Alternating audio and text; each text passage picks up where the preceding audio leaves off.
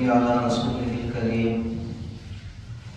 اما بعد فاعوذ باللہ من الشیطان الرجیم بسم اللہ الرحمن الرحیم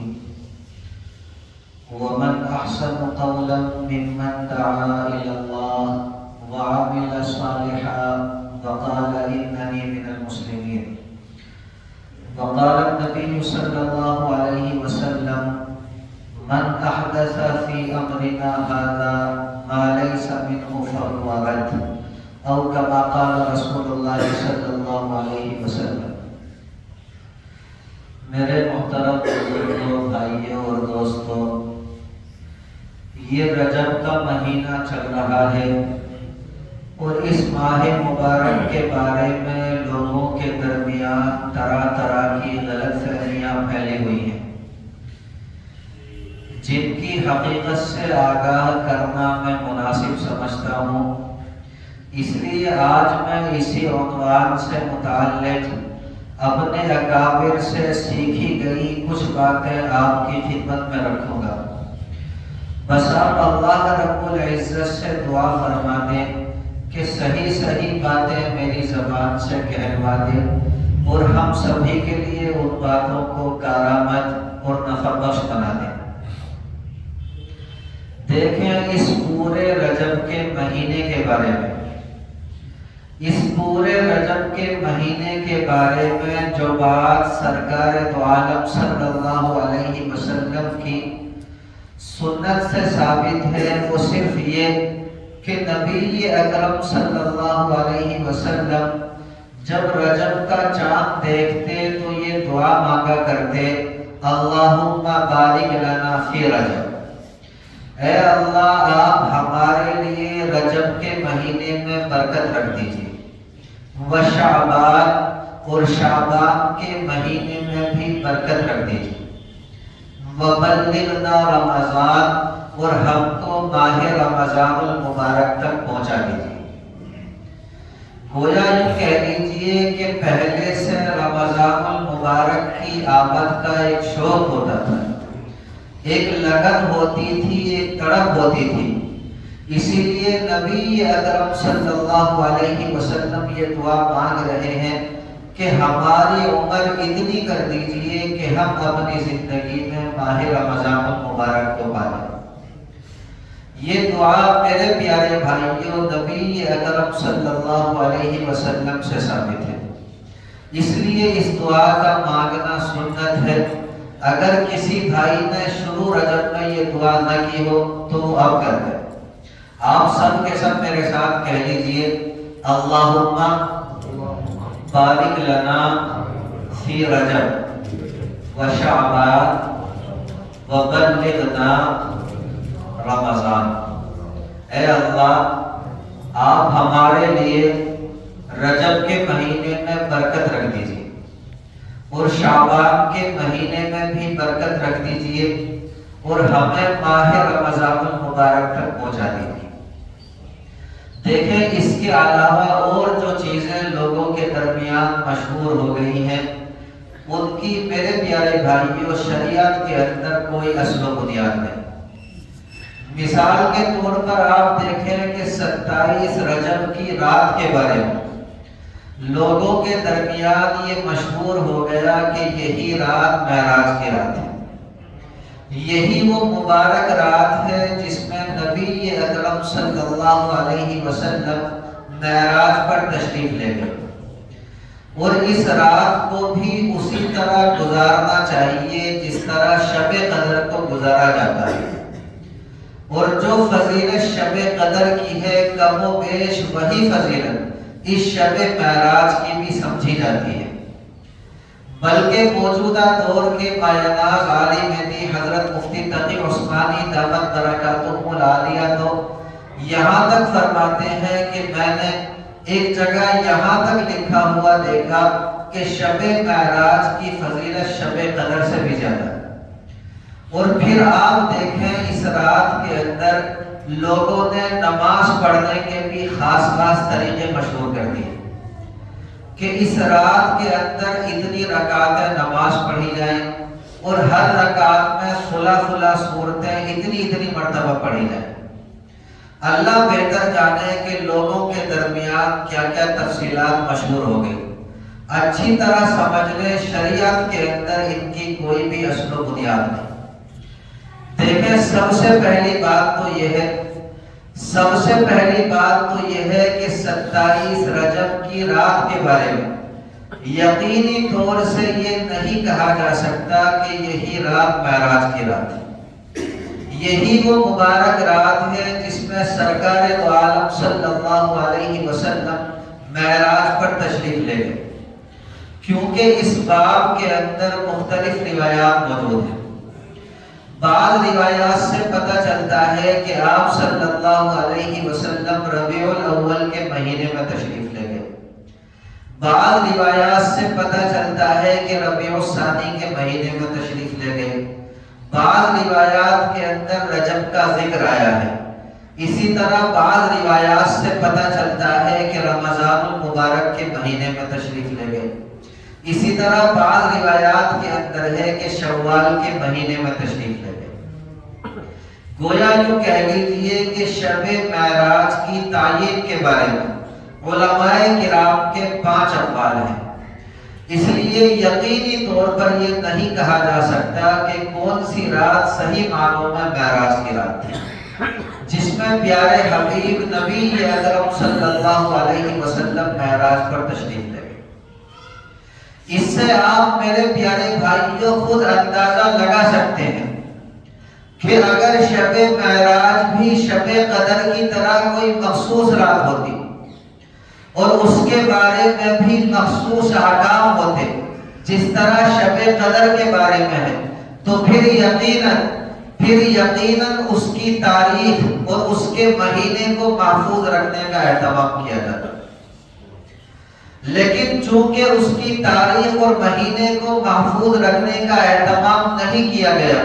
اس لیے یقینی طور پر ہم یہ نہیں کہہ سکتے کہ کون سی رات صحیح معنوں میں معراج کی رات تھی جس میں پیارے آقا صلی اللہ علیہ وسلم معراج پر تشریف لے گئے۔ اور دیکھیں اگر ہم مان بھی لیں، اگر ہم تسلیم بھی کر لیں کہ 27 رجب کی رات ہی نبی اکرم صلی اللہ علیہ وسلم معراج پر تشریف لے گئے، جس رات وہ عظیم الشان واقعہ پیش آئے، اللہ رب العزت نے محبوب دو عالم صلی اللہ علیہ وسلم کو اپنا مقام قرب عطا فرمایا، اپنے دربار میں حاضری کا شرف بخشا، نمازوں کا تحفہ دیا۔ بے شک وہ رات بڑی ہی عظیم الشان تھی۔ اس رات کی فضیلت کے بارے میں، اس رات کی عظمت کے بارے میں کسی بھی مسلمان کو کوئی شک و شبہ ہو ہی نہیں سکتا۔ لیکن دیکھیں دیکھنے والی بات یہ ہے کہ یہ جو واقعہ معراج ہے یہ میرے پیارے بھائیوں سن 5 نبوی میں پیش آئے، یعنی آپ صلی اللہ علیہ وسلم کے نبی بننے کے 5ویں سال پیش آئے۔ اس وقت سرکار دو عالم صلی اللہ علیہ وسلم کی عمر مبارک 45 برس تھی، جس کا مطلب صاف ہے کہ اس واقعے کے بعد پیارے حبیب صلی اللہ علیہ وسلم تقریباً 18 سال اس دنیا کے اندر تشریف فرما رہے ہیں۔ آپ ان 18 سالوں کو اٹھا کر دیکھ لیجیے، آپ نبی اکرم صلی اللہ علیہ وسلم کی اس 18 سالہ زندگی کا مطالعہ کر لیجیے۔ ان 18 سالوں کے دوران کہیں سے کہیں تک یہ ثابت نہیں کہ آپ صلی اللہ علیہ وسلم نے 27 رجب کے بارے میں کوئی خاص حکم دیا یا اس کو منانے کا اہتمام کیا ہو، یا یہ فرمایا ہو کہ جو 27 رجب کی رات ہے اس رات کے اندر جاگنا ایسے ہی اجر و ثواب رکھتا ہے جس طرح شب قدر کے اندر جاگنا اجر و ثواب رکھتا ہے۔ دیکھیں نہ تو آپ صلی اللہ علیہ وسلم کا ایسا کوئی ارشاد ثابت اور نہ ہی آپ صلی اللہ علیہ وسلم کے زمانے میں اس رات میں جاگنے کا اہتمام ثابت۔ نہ آپ صلی اللہ علیہ وسلم اس رات میں خود جاگے اور نہ سرکار دو عالم صلی اللہ علیہ وسلم نے اس رات میں جاگنے کی تاکید کی، اور نہ ہی میرے پیارے بھائیوں اس رات میں جاگنے کا آپ صلی اللہ علیہ وسلم کے دور کے اندر اہتمام کیا۔ پھر آپ دیکھیں میرے پیارے حبیب سرکار دو عالم صلی اللہ علیہ وسلم اس دنیا سے تشریف لے گئے اور تقریباً 1.25 لاکھ صحابہ کرام رضوان اللہ علیہ مجمعین کو اس دنیا کے اندر چھوڑ گئے۔ وہ صحابہ کرام بھی کیسے؟ دیکھیں وہ صحابہ کرام بھی ایسے تھے جو نبی اکرم صلی اللہ علیہ وسلم کی ایک ایک سانس کے بدلے اپنی زندگیاں قربان کرنے کے لیے تیار رہتے تھے۔ یہ صحابہ کرام رضوان اللہ علیہ مجمعین بھی تقریباً 100 سال اس دنیا کے اندر تشریف فرما ہے۔ دیکھیں اس پوری صدی کے دوران بھی، اس پورے 100 سالہ اس صحابہ کرام کی پوری 100 سالہ زندگی کے دوران بھی کوئی ایک واقعہ ایسا ثابت نہیں جس میں صحابہ کرام رضوان اللہ علیہ مجمعین 27 رجب کو خاص اہتمام کر کے منائے۔ لہذا جو چیز آپ صلی اللہ علیہ وسلم نے نہیں کی، آپ کے پیارے اصحاب نے نہیں کی، اس چیز کو دین کا حصہ سمجھنا، اس چیز کو میرے پیارے بھائیوں دین کا لازمی حصہ سمجھنا، اسی طرح اس چیز کو سنت سمجھنا یا پھر اس کے ساتھ سنتوں جیسا معاملہ کرنا، یہ میرے پیارے بھائیوں بدعت ہے، بدعت کے سوا کچھ نہیں۔ اب اگر کوئی بندہ کھڑا ہو کر کے یہ کہنے لگے کہ نہیں جی میں تو معاذ اللہ نبی اکرم صلی اللہ علیہ وسلم سے زیادہ جانتا ہوں کہ کون سی رات زیادہ فضیلت والی ہے، اسی طرح مجھے معاذ اللہ صحابہ کرام سے زیادہ عمل کا شوق ہے، عبادت کا شوق ہے، اگر انہوں نے یہ عمل نہیں کیا تو میں ضرور کروں گا، تو میرے پیارے بھائیوں ایسا آدمی بے وقوف کہلائے گا، احمق کہلائے گا، اس کے سوا کچھ نہیں کہلائے گا۔ دیکھیں ہم اپنے بچپن کے اندر ایک مثال سنا کرتے تھے، وہ مثال یہ ہے کہ بنیے سے سیانہ 100 باولا، یعنی اگر کوئی بندہ یہ دعویٰ کرے کہ میں تجارت میں بنیے سے زیادہ چالاک ہوں، میں تجارت کے اندر بنیے سے زیادہ ہوشیار ہوں، یا پھر میں تجارت کے پورے بنیے سے زیادہ جانتا ہوں، تو ایسا آدمی باولا اور پاگل کہلائے گا، اس کے سوا کچھ نہیں کہلائے گا، کیونکہ بنیے سے زیادہ تجارت کے گر کوئی اور نہیں جانتا۔ اسی طرح جہاں تک دین کا تعلق ہے میرے پیارے بھائیوں صحابہ کرام رضوان اللہ علیہ مجمعین، اسی طرح تابعین تبع تابعین، یہ وہ بزرگ ہستیاں ہیں جو دین کو ہم سے کہیں زیادہ جاننے والے، دین کو ہم سے کہیں اچھی طرح سمجھنے والے، اور دین کے اوپر ہم سے کہیں زیادہ عمل کرنے والے تھے۔ اس لیے اگر کوئی بندہ یہ دعویٰ کرتا ہے کہ مجھے صحابہ کرام سے زیادہ عبادت کا شوق ہے، اگر انہوں نے اس رات کے اندر یہ عمل نہیں کیا تو میں ضرور کروں گا، تو میرے پیارے بھائیوں ہم اس کی بات کو کسی بھی صورت تسلیم کرنے کے لیے تیار نہیں ہوں گے۔ اللہ رب العزت ہمیں صحیح سمجھ اور عمل کی دولت سے مالا مال فرما دے۔ اس لیے کہتا ہوں کہ میرے عزیز بھائیوں اس 27 رجب کی رات میں، اس 27 رجب کی رات کے اندر عبادت کا خاص اہتمام کرنا یہ مناسب ہے۔ یوں تو یاد رکھیں ہر رات اللہ رب العزت کی، اور ہر رات کے اندر آپ کو جس عبادت کی بھی توفیق مل جائے وہ بہتر ہی بہتر، اس لیے آپ آج کی رات بھی جاگ لیں، کل کی رات بھی جاگ لیں، اسی طرح 27 رجب کی رات میں بھی جاگ لینا۔ لیکن اگر کوئی بندہ یہ کہے کہ نہیں مولانا میں تو فقط 27 رجب کی رات میں ہی جاگوں گا، اس رات کے اندر جاگنے کا ثواب زیادہ ہے، تو ہم میرے پیارے بھائیوں اس کی بات کو تسلیم کرنے کے لیے تیار نہیں ہوں گے۔ اسی طرح دیکھیں ایک اور مسئلہ میرے پیارے بھائیوں 27 رجب کے روزے کا بھی، جس کو عام طور سے ہزارویں کا روزہ کہا جاتا ہے۔ لوگوں کے درمیان یہ مشہور ہے کہ 27 رجب کے ایک روزے کا ثواب 1000 روزوں کے ثواب کے برابر ہے۔ اور اس روزے کو ایسے ہی فضیلت والا سمجھتے ہیں جس طرح عرفہ یعنی 9 ذی الحجہ کا روزہ ہوتا ہے، اسی طرح عاشوراء یعنی 10 محرم کا روزہ ہوتا ہے، اسی طرح فضیلت والا روزہ 27 رجب کے روزے کو بھی سمجھتے ہیں۔